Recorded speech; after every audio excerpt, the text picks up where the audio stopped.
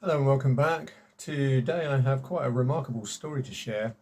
This is following a discovery I made last night on YouTube when I was trawling through some videos and found Richard Vobes looking really quite dishevelled and unwell following a visit to his address. This is chasing up a Ulez fine.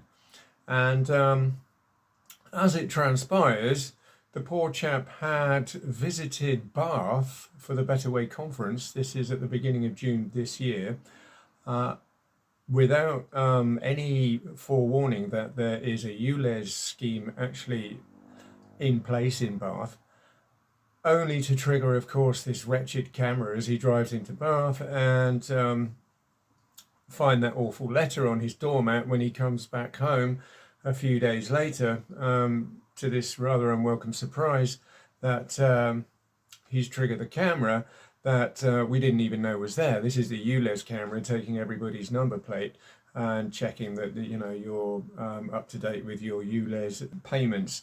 Now the thing to notice here initially is the timing of this. The timing in terms of like the discovery of other nefarious things happening in Bath over the last few weeks, just prior to Richard Vobes making this complaint about his ULEZ fine, is absolutely astonishing. And I mean, just the amount of corruption, crime, fraud coming from Bath, or at least clearly discovered as emanating from Bath. Has been literally unprecedented over the last few weeks. So how come Bath is host to so much crime, fraud, criminality and terrorism, and they care so much about air quality? Because something here doesn't really add up. How can people who are repeatedly caught just forging and escalating organized crime, intentional harm, domestic terrorism, suddenly turn around and tell us that they're really concerned about air quality? I mean, that really is hypocrisy, I think, at its very worst. And the other thing to notice here is that thousands of other people, of course, have been victim of this same problem. In other words, we've all, or at least a vast majority of us, been to Bath and received a fine that we didn't know we had actually incurred. And this happened to me a few years ago, actually prior to the ULEZ scheme, when I just drove into Bath, drove out of Bath. Suddenly, a few days later, the fine turns up on my doormat. Turns out I'd driven in a bus lane, which I hadn't even noticed at the time while I was in Bath. So yeah, that started to send alarm bells ringing. Then I believe, there was other fines that started to arrive from parking fines, which I didn't know about. Then I was told that they'd introduced a ULEZ scheme. So since then, I've not actually driven into Bath. But point being that thousands and thousands of people have been hit by this same problem. Go to Bath with the best of intentions, only to find a few days later when they return this horrible fine on your doormat. Yeah, and it is horrible because the people don't realise that they've triggered whatever it is camera that they have triggered, was a bus lane or a ULEZ or some kind of strange parking fine. There's all kinds of different entrapments that they have for vehicles that can trigger this fine, which all of a sudden, yes, sort of appears. And the fact that we have not actually been aware of triggering a fine means that the thing is a complete surprise and comes as a very nasty surprise. So what does that do? Well, obviously, inevitably, it's going to drive thousands and thousands of decent people out of Bath. Just fair and decent people who go to Bath and decide, after a few visits that they don't like being ripped off and stabbed in the back and just finding all these nasty surprises every time they leave town, just decide not to go back. And it's understandable, I mean, it's been through my mind, and it's been through thousands of other people's minds, if not millions. So it's like, what are they trying to do? Well, we see a very clear indication that they could be trying literally to use this to drive fair and decent people out of Bath. Well, why would they be trying to drive fair and decent people out of Bath? there's a reason for that as well. They don't have as much money as nasty people. There's somebody there has clocked that, hang on a minute, that nasty psychopaths and career criminals have a lot more money than fair and decent people. Some of these more corrupt, dark individuals with tons of money managing a bit of corporate crime and all kinds of horrible, nasty, nefarious things, all very welcome in Bath. But other fair and decent people, not so much. So, yeah, there we have a very clear motive in terms of why they're working so hard to drive fair and decent people out of Bath. But, of course, that will have a cumulative and incremental effect upon Bath's culture, upon Bath's general state of being. I mean, it will just literally corrode the town from the inside out if we drive fair and decent people out of the place. And I see personally very clear signs that of decline, of corrosion, of erosion, quite literally of standards, of quality, of culture, of all kinds of, just general business, shopping experience, all of it. I find the whole thing has gone into decline. Now, it came to my attention around 2013 that Bath is being used as a base to manage terrorism. It's because the year prior, in 2012, I was suddenly the victim of a rather nasty murder attempt. And this was verbally endorsed, supported by my father, as well as a number of other nefarious activities against me. And the motive for this murder attempt is rather tragic, in terms of I effectively found cures for cancer. This is brainstormed a number of ancient cures, powerful, effective cures for cancer, all cancerous conditions. I also exposed cancer charities for being a fraud. Now, this particularly upset my father, who is obviously working in collaboration with a number of other doctors in Bath. And he decided that this would be a good reason to kidnap my whole family, threaten them and intimidate them, quite simply because that would stop them talking to me, and that would effectively isolate me and potentially, I guess, contain a problem.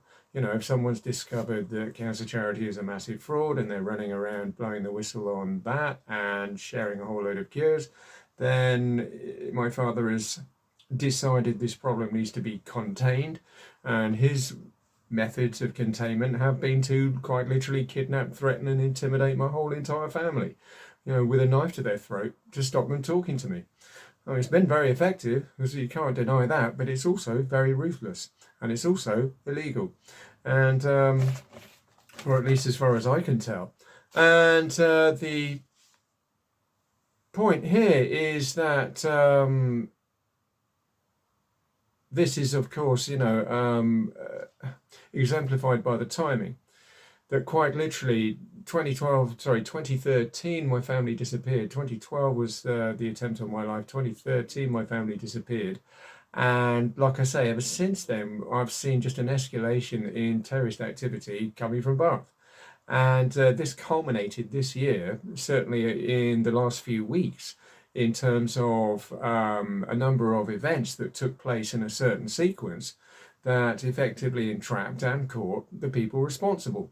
So isn't it absolutely astonishing that there should be a massive entrapment, discovery and identification, very clear identification of the people responsible for all this terrorism in Bath, just as we start hearing other stories, like from people like Richard Vobes, about being stabbed in the back by things like this Ulez scheme, just one of the things in the wide arsenal that Bath uses to rob people, that, all of a sudden is reported quite literally yesterday.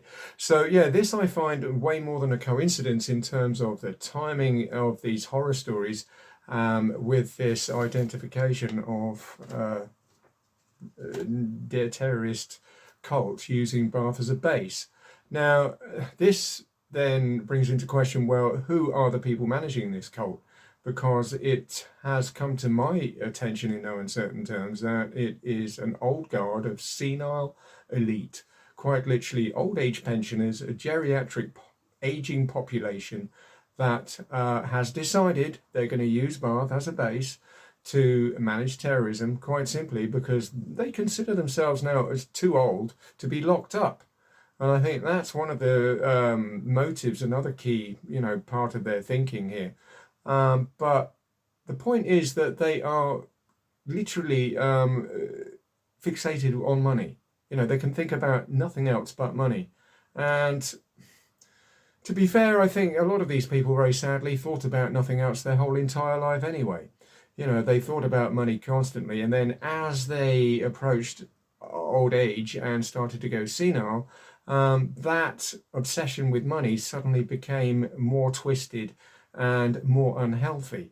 And we see that in terms of, they've surrounded themselves, these oligarchs, senile elite, with this sort of army of arseholes that they very carefully select, to be part of their special club. And all of a sudden, you turn around, you've got a satanic death cult managed by a bunch of old age pensioners. And we're seeing signs of this in other parts of the world, like America. Joe Biden, look what's going over there. Nancy Pelosi, all these other sort of George Bush. They're all getting very old now. And we're seeing, again, signs of increasingly irrational behavior in terms of total terror, total tyranny, total horror.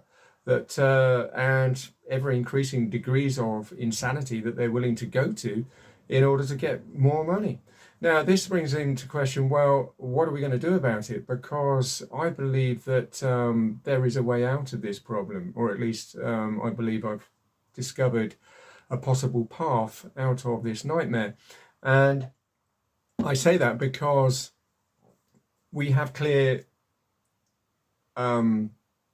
instances of, or at least discoveries made inside the book of Revelation in the Holy Bible itself that do clearly relate to and point to some kind of death cult takeover, some kind of corporate terrorism takeover that, as I say, is very clearly alluded to and described in great detail in the Bible.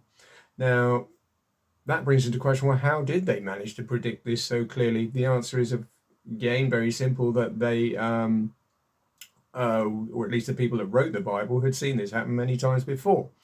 Now, there was a bunch of terrorists, corporate terrorists, have tried to take over the planet on many occasions prior to writing the Bible and prior to even Jesus being crucified.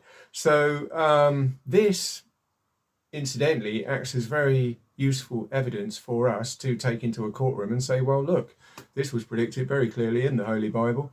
And how come the people that are trying to take over this country or this town or this planet forgot to check the Bible, forgot to, watch out or have a look to see if somebody had predicted this? And the fact that they didn't bother to have a look, the fact that they just walked into it, means that they've walked into an ambush and they are now nicked. And so we can use that, like I say, in any courtroom, just to say, look, you've walked into an ambush here, and I think it's about time that you accept, or at least, wake up to what's happening. And equally, we find evidence in Frankenstein. This is 19th century literature, and a clear indication that Mary Shelley did try to warn us about lethal barbaric medical experimentation for profit, practiced by doctors, who will probably try and bribe the police, we presume, to make more money. And yes, that's predicted to the detail, every last letter in Frankenstein that was published on January the 1st, 1818, and chimed on its 200th anniversary on January the 1st, 2018. And ever since then, we've seen, like I say, this medical experimentation for profit and this determination to make money from just unethical, barbaric ways of practicing medicine just increased, like I say, since this chimed on its 200th anniversary in 2018. And before I go, I'd just like to put in a word on the subject of education. This is to remind everybody that I went to school in Bath, I grew up in Bath, I've got a lot of happy memories of Bath, and as children we had a lot of aspirations and hopes about the future, which unfortunately have failed to come to pass.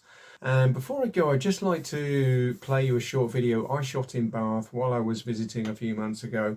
On the subject of education, there was a lot of students walking around, just as I happened to be there, who had clearly passed their honours degree or something, wearing those funny hats. And I decided just to shoot a short 2-minute video just to remind people that there are different kinds of education available, and the one we're receiving that seems to be to blame, this is for turning Bath into a hellhole of terrorism, might not be the best choice of education.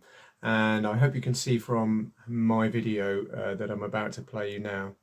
What is under the microscope today is actually, what do we mean by education? And I mean in terms of dumbing down some parts of our psyche and our intelligence in order to promote other parts. And I'm referring to the dumbing down of common sense, of just natural awareness, in terms of actually promoting some other strange kind of intelligence that only supports making money. And it's this dedication and sole purpose of just making money, that is very sadly what appears to be flawed in this situation, or be under question in terms of the narrow nature of this form of education. Because quite clearly what we keep finding is a lot of destruction happening up and down the country, in terms of the damage done by profiteering and corporate corruption, that very clearly the people in these gowns go on to manage during their careers. And what I'm actually dealing with is the aftermath of all this now, the fallout, of all this profiteering and corporate corruption, which is just catastrophic injury, damage, deaths, fatalities, on a scale that you won't find people discussing today, or at all in Bath, it seems, regardless of what day it is.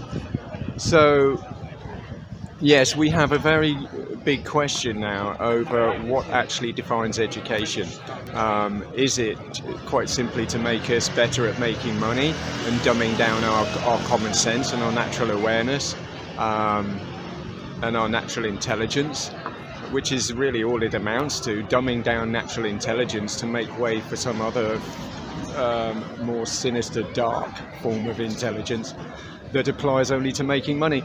Yeah, so we have, yes, some very serious questions hanging over this town in terms of what the goal is of education, what they're trying to achieve, and their rather clear determination to avoid looking at the fallout and evidence of the catastrophic carnage that ensues when these people set about their careers.